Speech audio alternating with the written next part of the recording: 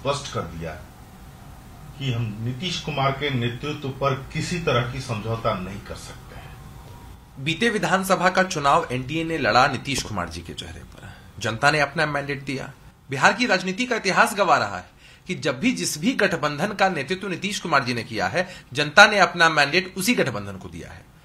और आप बीजेपी के नेताओं की बात कर रहे हैं। बीजेपी के सबसे श्रेष्ठ नेता हैं, एनडीए के श्रेष्ठ नेता हैं आदरणीय प्रधानमंत्री नरेंद्र मोदी जी।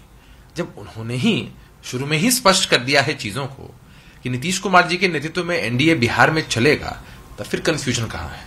कुछ लोग कंफ्यूजन फैलाने की कोशिश करते हैं, लेकिन हमारे गठबंधन में या बिहार के आम जनमानस में किसी भी तरह का कोई कंफ्यूजन नहीं है। ये सारी बातें बेमानी है।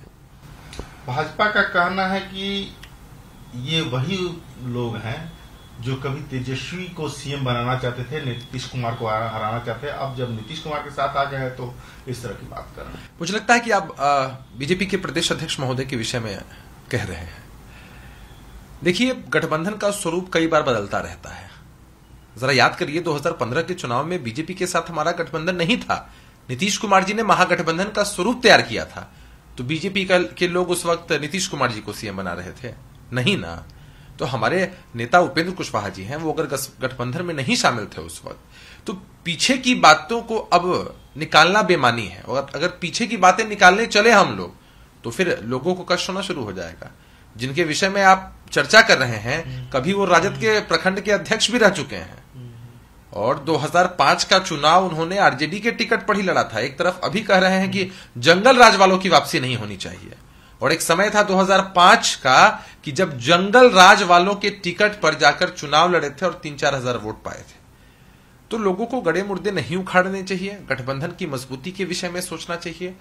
न्याय के साथ विकास का एजेंडा जो बिहार की सरकार है वही स्थापित हो बिहार में, यही सबसे महत्वपूर्ण है।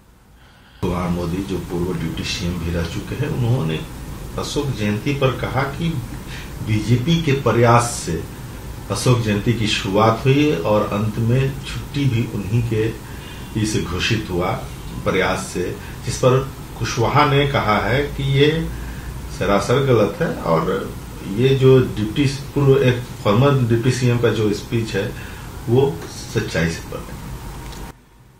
देखिए, जो चीजें होती हैं, तथ्य और फैक्ट सबके सामने होते हैं। उसको झुठलाना चाहे भी तो नहीं झुठला सकता है। हम लोगों का किसी पर आरोप नहीं है, लेकिन जरा सोचिए कि जो चीजें पब्लिक डोमेन में है उसको तो कोई तोड़ मरोड़ कर पेश नहीं कर सकता है। सम्राट अशोक और उनके कार्यों के प्रति अपनी सच्ची श्रद्धांजलि अर्पित करने के लिए नीतीश कुमार जी ने क्या कुछ नहीं किया। आपके सामने है सम्राट अशोक कन्वेंशन सेंटर, हर एक जिले में भी बन रहा है, और उनके जन्म दिवस पर, जन्म जयंती पर राजकीय अवकाश की घोषणा भी की गई। उस समय तो भारतीय जनता पार्टी सरकार की पार्ट भी नहीं थी। तो भाई, जब नीतीश कुमार जी सरकार का नेतृत्व कर रहे थे, सरकार में थे, तो क्रेडिट किनको मिलना चाहिए हर कोई जानता है और बिहार की जनता देती भी है।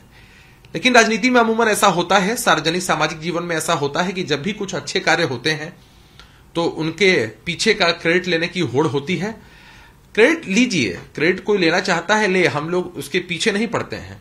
लेकिन नीतीश कुमार जी ने जिन नीतियों पर आज तक काम किया है उसकी कायल हमेशा जनता रहती है, और यही कारण है कि आज भी सबसे पसंदीदा नेता जनता के लिए नीतीश कुमार ही है।